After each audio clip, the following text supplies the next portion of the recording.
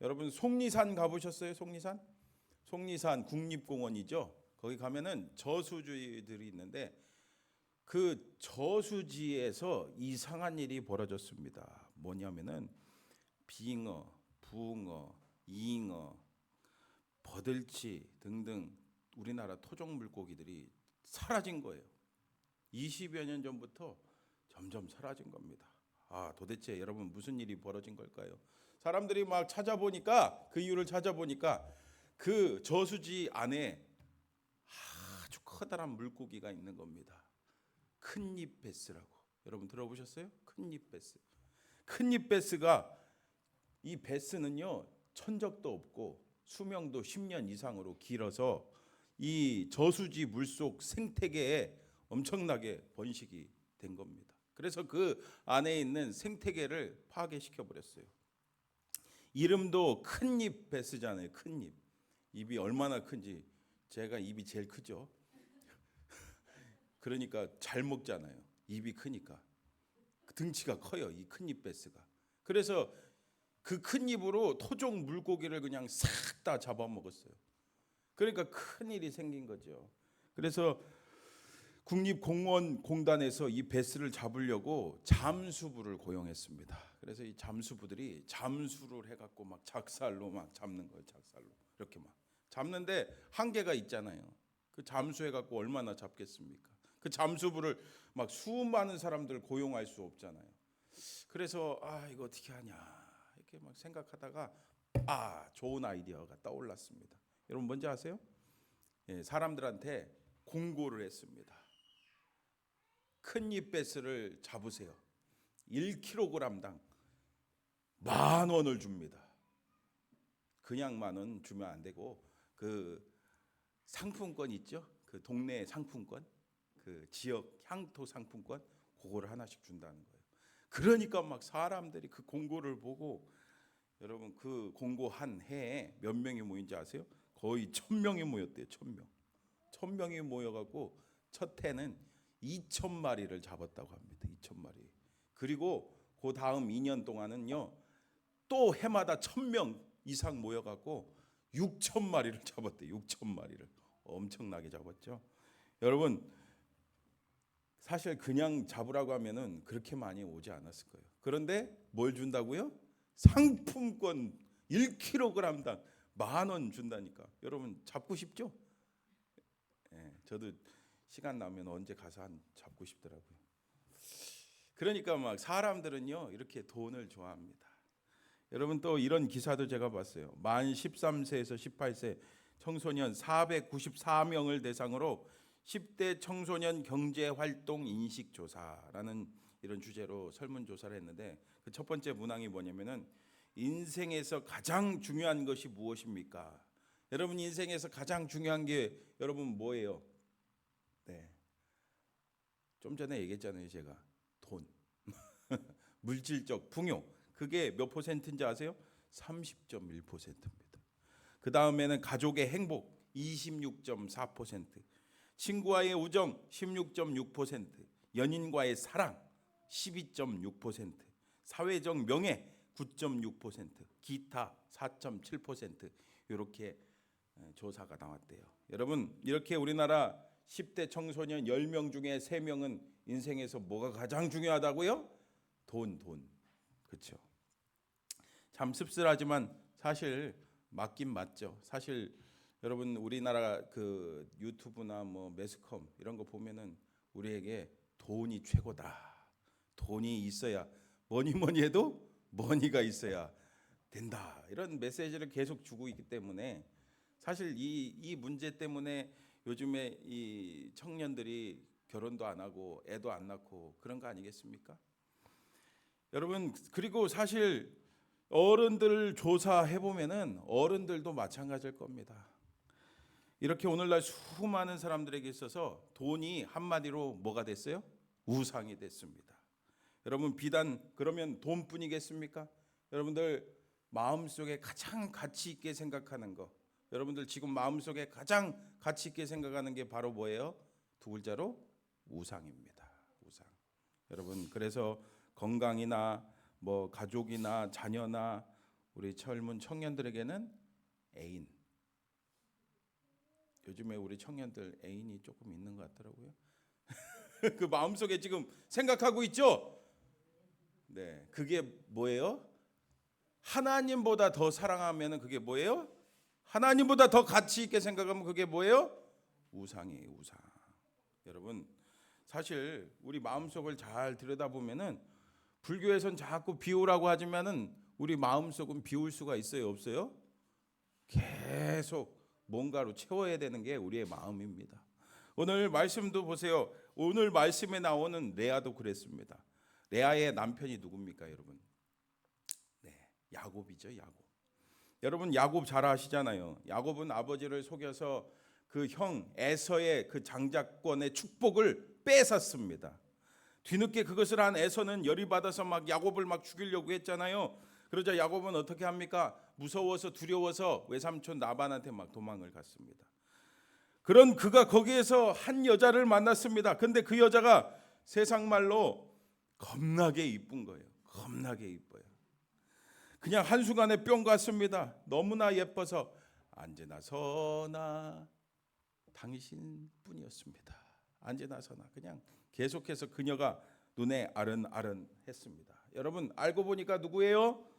맞아요. 외삼촌의 딸인 라헬입니다. 그래서 야곱은 외삼촌 라반과 약속을 했습니다. 제가 7년 동안 열심히 일할 테니 라헬을 나에게 아내로 주세요. 그리고서는 정말 그 아내로 삼기 위해서 7년 동안 외삼촌을 위해 열심히 일했습니다. 창세기 29장 20절 말씀을 함께 볼까요? 창세기 29장 20절 같이 읽어볼까요? 시작.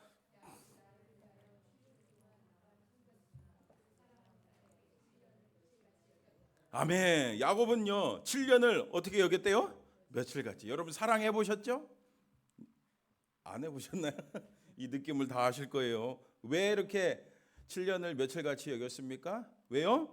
라헬을 너무 사랑했거든요. 라헬한테 푹 빠졌거든요. 그리고 마침내 딴딴따단 막 잔치를 벌이고 결혼식을 딱 했습니다. 그리고 첫날 밤을 치르게 되었습니다. 근데 야곱이 첫날 밤을 잘 치르고서는 아침에 일어나 보니까 깜짝 놀랐어요. 왜요? 옆에 누워 있는 사람이 누구예요? 라헬이 아니고 누구예요? 레아였습니다. 언니 레아였어요. 야곱은 막 쫓아갔어요. 누구한테요? 외삼촌 라반한테 쫓아갔어요. 아니 이게 뭐 어떻게 된 일입니까? 그러니까 외삼촌이 하는 말이 뭐예요? 동생이 먼저 결혼하는 법은 없네. 동생이 먼저 결혼하는 법은 없대요. 요즘에 우리나라는 많이 변했지만 불과 몇 년 전만 해도 수십 년 전만 해도 어땠습니까? 순서대로 결혼을 했잖아요. 그렇죠, 권사님? 예. 근데 요즘에는 순서 없습니다. 여러분 사랑하면 먼저 하세요. 네. 이렇게 둘러댔어요. 그리고서는 라헬도 아내로 줄 테니까 7년을 더 일하라고 했습니다. 아이고 그러니까 라헬을 너무 사랑하는 야곱. 그러니까 7년 동안 더 일하겠다고 하면서 마침내 아내가 하나도 아닌 둘이 되겠습니다. 근데 여러분 왜 라반은 레아를 야곱에게 시집 보냈을까요? 창세기 29장 17절 말씀 볼게요. 같이 읽어볼게요. 시작. 레아는 시력이 약하고 라헬은 곱고 아리따우니. 아멘. 레아는 핸디캡을 가지고 있었습니다. 시력이 약했어요. 요즘에야 시력이 약하면 여러분 어떻게 하세요? 네, 안경을 쓰거나 컨택트 렌즈를 끼거나 그것도 귀찮으면 어떻게 해요? 병원에 가서 라식 수술을 하죠. 수술을 해서 시력을 좋게 만들지만 그 당시에는 아무것도 없어요. 못합니다. 그러니 그녀는 부족한 사람이기 때문에 시집가기는 쉽지 않았을 겁니다. 그래서 그녀의 육신의 부족함, 그 마음의 부족함, 그것으로 이어졌습니다. 그러다 보니까 그녀의 마음에 깊은 열등감이 생겼어요. 그녀는 이 열등감, 부족함을 다른 것으로 채우려고 했습니다. 여러분, 우리도 이런 경우를 종종 보지 않습니까? 배움이 부족한 부모님은 어떻게 합니까? 자녀를 막 공부를 시키잖아요. 막 채찍질을 치면서 막 공부해라 학원 보내고 막 과외 막 비싼 과외 연결해 주면서 어떻게든 그 부족함을 채우려고 합니다. 물질이 부족한 사람은 어떻습니까? 인색하죠. 물질을 벌어보려고, 돈을 벌어보려고 그렇게 아등바등합니다. 그리고 건강이 부족한 사람은 어떻습니까? 그렇죠. 주변에 막 죽을 만큼 운동하는 사람 있죠. 네, 건강이 부족한 사람들. 그렇죠. 오늘 레아도 자신의 그 부족함을 채우려고 합니다. 그녀는 무엇으로 채우려고 했습니까? 맞아요. 그 야곱으로 채우려고 했습니다. 레아는 야곱이 너무 좋았어요. 야곱을 처음 보는 순간 그냥 눈이 번쩍했습니다. 야곱이 일할 때 조금씩 보이는 그 저 잔근육, 그리고 고운 얼굴, 그리고 약간 햇볕에 그을린 구릿빛 피부, 그 모든 것들이 그녀의 마음에 들어왔습니다. 그녀를 반하게 만들었어요. 그래서 그 마음속에 야곱이 들어와서 가득 찼어요. 여러분, 여러분들의 남편과 아내를 처음 봤을 때 여러분 생각해 보세요. 안 그랬나요? 저만 그랬나요? 그래서 그녀는 야곱이 너무 좋았어요. 너무 사랑한 나머지 아버지와 계획을 짜서 이렇게 야곱을 속인 거죠. 이렇게 여러분, 레아에게 야곱은 한마디로 뭐였습니까? 우상이었어요. 우상. 그래서 어떻게든 그녀는 남편에게 사랑받고 인정받고 싶었습니다. 하지만 여러분, 정작 야곱은 누구를 좋아해요? 맞아요. 라헬을 좋아해요. 그도 그럴 것이 앞서 말씀에 나오잖아요. 제가 읽은 말씀, 같이 읽은 말씀에 라헬은 고왔대요. 아름다웠대요. 사람, 특히 남자는요, 보는 거에 약하잖아요. 이쁜 거 좋아하잖아요. 그래서 레아는 남편 야곱의 마음에 들게 하기 위해서 어떻게 합니까? 맞아요. 레아는 자녀를 낳기 시작합니다. 왜냐하면 당시 문화에서 자녀를 낳는 것이 여자의 도리였고, 그리고 특히 아들을 낳아주면은 너무너무 좋아했잖아요. 아들은 노동력이었잖아요. 노동. 그 당시에 이 노동력, 이 아들이, 자녀가 많이 있어야지 큰 부를 얻을 수 있기 때문에 자녀를 낳아서, 아들을 낳아서 야곱 마음에 들려고 레아는 노력을 합니다. 이 사실은 그녀가 아들들에게 지어준 이름 하나하나를 보면은 아주 밝히 드러납니다. 그녀가 아들들에게 지어준 이름에서 그녀의 당시 심경이 잘 드러납니다. 그녀는 첫째 아들을 낳았습니다. 32절 같이 읽어볼까요? 시작. 레아가 임신하여 아들을 낳고 돌보셨으니 이제는 내 남편이 나를 사랑하리로다 하였더라. 아멘. 르우벤이라고 졌어요. 여러분, 르우벤 뜻이 뭐래요? 보아라 아들이다. 아들을 보십시오 라는 뜻이래요. 여러분, 왜 아들을 보라고 합니까? 이게 무슨 말입니까? 남편 야곱은 레아에게 눈길을 주지 않았습니다. 여러분, 저한테 눈길을 안 주시면은 제가 마음이 어떨까요? 무시당한다는 느낌이 들겠죠. 아유, 그렇게 여러분들을, 주변 사람들이 여러분들의 눈길도 주지 않는다 생각해 보세요. 기분 나쁘죠. 마음이 상하죠. 아프죠. 쓰라립니다. 그래서 아들을 낳고 르우벤을 통해서 자신을 좀 봐달라고 합니다. 하지만 야곱은 여전히 시선이 냉랭합니다. 그래서 레아는 둘째 아들을 낳았습니다. 33절 같이 읽어볼게요. 시작. 그가 다시 임신하여 아들을 낳고 이르되 여호와께서 내가 사랑받지 못함을 들으셨으므로 내게 이 아들도 주셨도다 하고 그의 이름을 시므온이라 하였으며. 아멘. 여러분, 둘째 아들의 이름은 뭐라고요? 뜻이 뭘 것 같아요? 맞아요. 듣는다. 들어달라는 거죠. 레아가 고통과 좌절 가운데 사람들한테 계속 말했지만 들어주는 사람이 있었다는 거예요? 없었다는 거예요? 없었다는 거예요. 특히 저 야곱은 내가 얘기해도 잘 들어주지 않는 거예요. 너무 속이 상했습니다. 무시당했습니다. 여러분들 말하고 있는데 내 말을 안 들으면 어때요? 무시당한다는 느낌, 기분이 나쁘잖아요. 이렇게 레아는 야곱에게 자신의 말을 좀 들어달라고 사인을 보낸 거예요. 하지만 여전히 야곱은 레아의 말을 들어줘요? 안 들어줘요? 안 들어주는 거예요. 그래서 이제 레아는 셋째 아들을 낳습니다. 참 대단하죠. 네, 우리 34절 같이 읽어볼게요. 시작. 그가 또 임신하여 아들을 낳고 이르되 내가 그에게 세 아들을 낳았으니 내 남편이 지금부터 나와 연합하리로다 하고 그의 이름을 레위라 하였으며. 아멘. 이 레아 참 대단하죠. 벌써 셋째입니다. 그녀는 셋째 아들의 이름을 뭐라고 지었다고요? 레위라고 지었습니다. 레위는 뜻이 뭡니까? 네, 맞아요. 이어졌다, 연합, 연결되었다라는 뜻입니다. 레아는 세 아들을 낳아서 야곱이 자신을 바라봐주고 자신의 얘기를 들어주고 자신과 연합되기를 원했습니다. 간절히 바랬습니다. 그녀는 혼자가 아니라는 것을, 야곱의 그 사랑을 받고 싶었습니다. 하지만 안타깝게도 이 야곱과 연결이 됐어요, 안 됐어요? 아직도 연결되지 못했습니다. 혼자만의 짝사랑이었습니다. 근데 여러분, 여기서 우리는 레아의 이름의 뜻에 대해서 생각해 보지 않을 수 없습니다. 레아의 이름의 뜻이 여러분 뭔지 아십니까? 레아는 지친이란 뜻이에요. 지침. 지친다 아시잖아요. 지친다.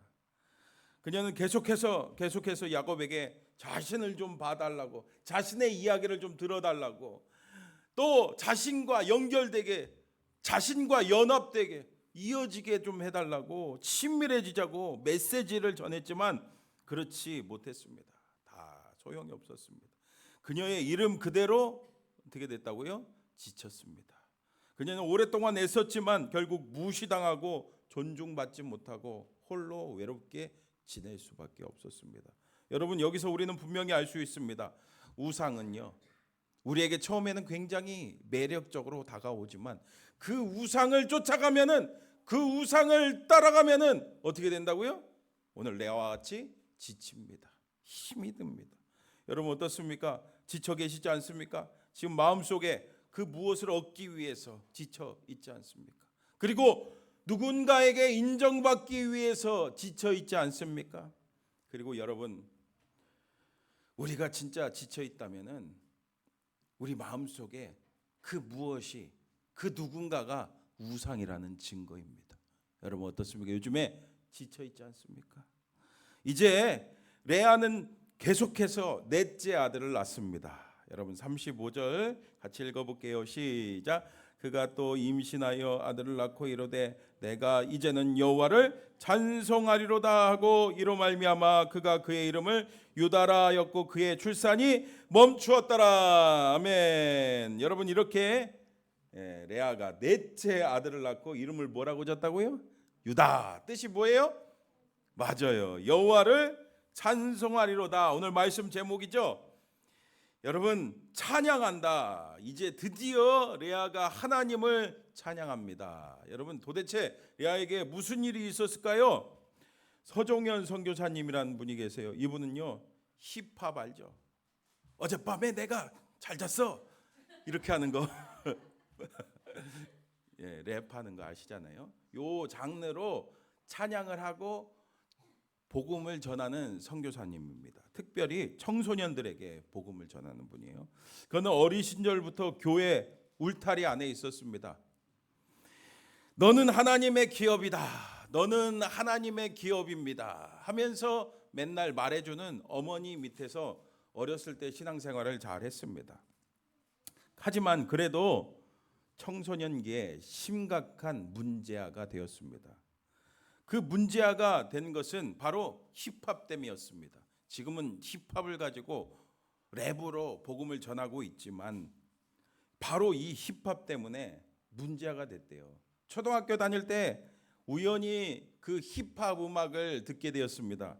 힙합 멋지잖아요. 여러분 랩 좀 아까 제가 했는데 저는 잘 못하지만 랩 음악을 딱 들으니까 막 너무너무 좋은 거예요. 가슴이 막 뛰었습니다. 그래서 그 초등학교 그 마음에 힙합 음악을 막 따라하고 힙합 춤도 막 하고 힙합 패션, 여러분 힙합 패션 엄마들이 썩 좋아하지 않잖아요. 막 통 바지 막 이렇게 크게 해갖고 막 팬티 막 다 보이는 막 바지 막 끌고 다니고 막 청소하고 다니고 그런 힙합 패션 좋아하겠습니까? 그런 그 패션을 따라했습니다. 이 서종현 어린이에게 이 힙합은 마음속에 우상이 되고 말았어요. 그러다가 중학교 들어갔습니다. 그때가 1997년이었습니다.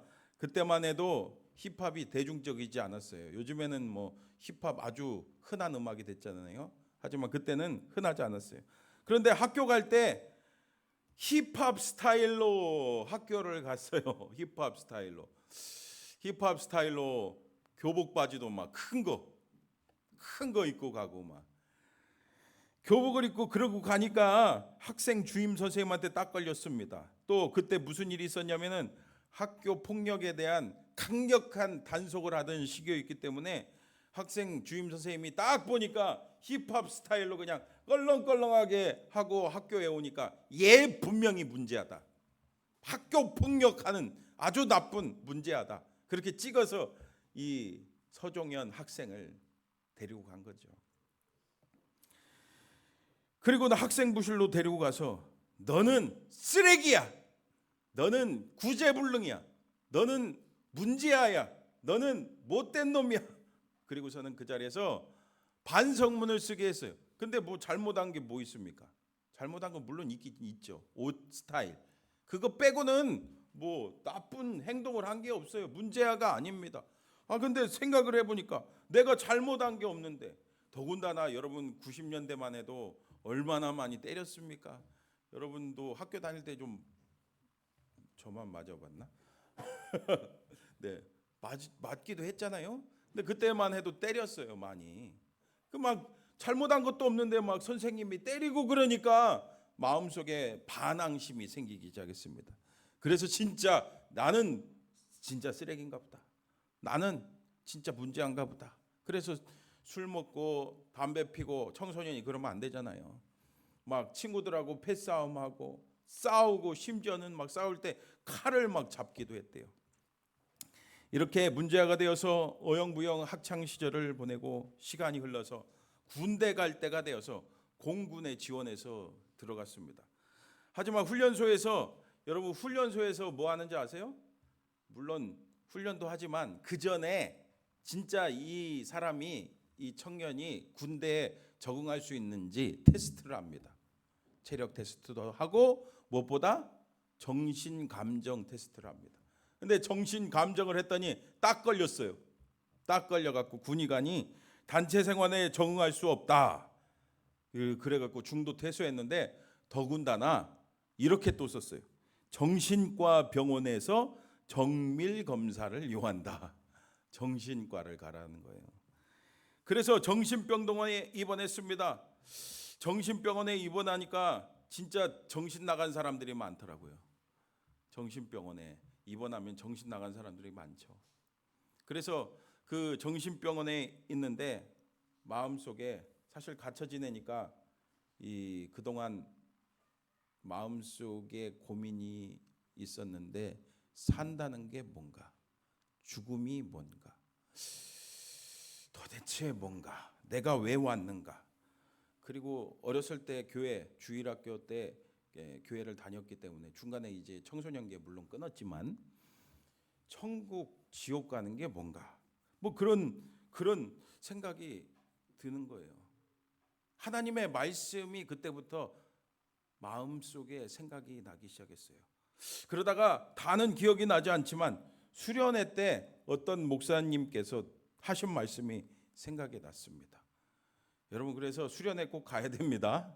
수련회를 꼭 가야 은혜 받습니다. 수련회 때 무슨 목사님이 말씀을 하셨냐면은 성육신에 대한 말씀을 하셨어요. 여러분 성육신 뭔지 아시죠? 예수님께서 우리 죄를 위해서 하나님이시지만 우리와 똑같은 인간의 육신을 입고 오셨다. 그 이야기가 마음속에 딱 생각이 났습니다. 그러면서 정신병원에 있는데 이 정신병원 그 정신질환자 옆에 사람들을 보게 됐어요. 근데 마치 자신은 정상이거든요. 마치 성육신 하신 예수님인 것 같아요. 그 순간에 그 말씀들을 어렸을 때 들었던 그 복음에 대한 말씀들이 다 떠오르면서 그 순간에 예수님이 바로 나를 위해서, 예수님이 나를 위해서 이 땅에 오시고 십자가에서 내 죄를 위해 대신 돌아가셨구나, 고통당하셨구나. 그러면서 그 자리에서 막 눈물을 흘리면서 그 자리에서 회개하고 예수님을 만난 줄 믿습니다. 그동안 예수님에 대한 이야기를 수십 번, 수만 번 들었지만 진짜 예수님을 제대로 못 만났거든요. 그런데 진짜 어려움 가운데 있으니까, 그 정신병원에 갇혀 있으니까 그 순간 예수님을 영접했어요. 예수님을 만났습니다. 그 이후에 그는 자기처럼 소외된 청소년들에게 랩으로 하나님은 당신을 사랑하십니다 하면서 랩으로, 힙합으로 복음을 전하는 청소년 사역자가 되었대요. 이 서종현 선교사님은 이렇게 말합니다. 나는 쓰레기였습니다. 그래서 재활용의 대상이 될 수 있었습니다. 복음은 나를 먼저 변화시킵니다. 나를 먼저 낫게 했고 나를 먼저 변화시켰습니다. 분노의 마음을 치유하고 사랑으로 가득 채울 수 있는 것은 오직 복음밖에 없습니다. 할렐루야. 여러분, 그렇습니다. 그에게 처음에 힙합은 우상이었지만 그 힙합 때문에 삶이 피폐해지고 정신병원까지 갔지만 주님 만나고 나서 그에게 있어서 힙합은 더 이상 우상이 아니고 복음을 전하는 통로가 되었습니다. 여러분, 지금도 하나님은 우리를 만나주기를 원하십니다. 지금도 여러분들을 만나주기를 원하십니다. 여러분, 진짜 우리 하나님을 만나면은 우리 삶에 변화가 찾아옵니다. 내 삶의 우상이 무엇이었던지 간에 그것을 더 이상 사랑하지 않게 되고 그것이 아무것도 아닌 존재가 되고 오히려 그것을 통해 하나님께 영광 돌릴 수 있게 되는 줄 여러분 믿습니다. 그러므로 여러분 진짜 하나님 만나기를 축복합니다. 여러분, 제가 계속 몇 주간 말씀 전하는 주제가 뭔지 아시죠? 하나님을 진짜 인격적으로 만나시라는 거예요. 오늘 레아를 보세요. 유다를 낳기 전에도 그녀는 하나님을 알았어요. 하나님을 알았어요. 그래서 하나님께 기도했어요.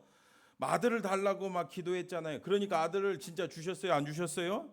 주셨어요. 하나님께 응답도 받았어요. 하지만 그녀는요, 하나님을 진정으로 찬양하지 않았어요. 하나님을 진정으로 예배하지 않았어요. 왜요? 하나님을 진정으로 인격적으로 만나지 못했기 때문입니다. 그녀 안에 우상으로, 야곱으로 가득 차 있었기 때문이죠. 하지만 그녀는 변화되었습니다. 하나님을 찬양하기 시작합니다. 왜요? 하나님을 진짜 만났기 때문입니다. 여러분, 찬양은요, 하나님을 만났을 때, 하나님을 진짜로 만났을 때 터져 나오게 되는 거예요. 그렇다고 야곱이 그녀가 원하는 대로 레아를 바라보고 들어주고 연결된 것이 아니었습니다. 하지만 우리 이 레아는 하나님의 은혜를 받았기 때문에, 하나님을 만났기 때문에 하나님을 찬양할 수 있었습니다. 정말 하나님을 찬양하며 평안을 누릴 수가 있었습니다. 여러분, 어릴 적에 땅 따먹기 해보셨잖아요. 내 땅, 네 땅, 내 땅, 네 땅. 막 아이들이 운동장에서 열심히 땅 따먹기를 하다가 해가 뉘어지면은 혜원아, 혜원아, 누가 부르세요? 엄마가 부르시면은 그 모든 거 다 내려놓고 가야 됩니다. 마찬가지로 우리도 이 세상을 떠나갈 순간이 옵니다. 우리는 하나님 아버지로부터 와서 하나님 아버지께로 돌아가야 하는 존재입니다. 그러니 이 세상의 것들, 곧 하나님 외에 다른 것들, 다른 사람, 다른 어떤 존재, 여러분 그거 사랑하지 마시고 하나님만 사랑하시기를 바랍니다. 그리고 하나님만 찬양하기를 축원합니다. 하나님께서는요, 우리의 모든 것을 다 아시고 우리의 필요를 채워주시는 분이십니다. 그 하나님을 정말 뜨겁게 만나시기를 바랍니다. 하나님을 찬양하시기를 바랍니다. 그러면은 하나님이 주시는 놀라운 은혜를 누릴 수가 있습니다. 그 복을 누릴 수가 있습니다. 진정으로 하나님 만나 그 인격적인 하나님 만나 완전 변화되는 저와 여러분 다 되시기를 주님의 이름으로 축원합니다.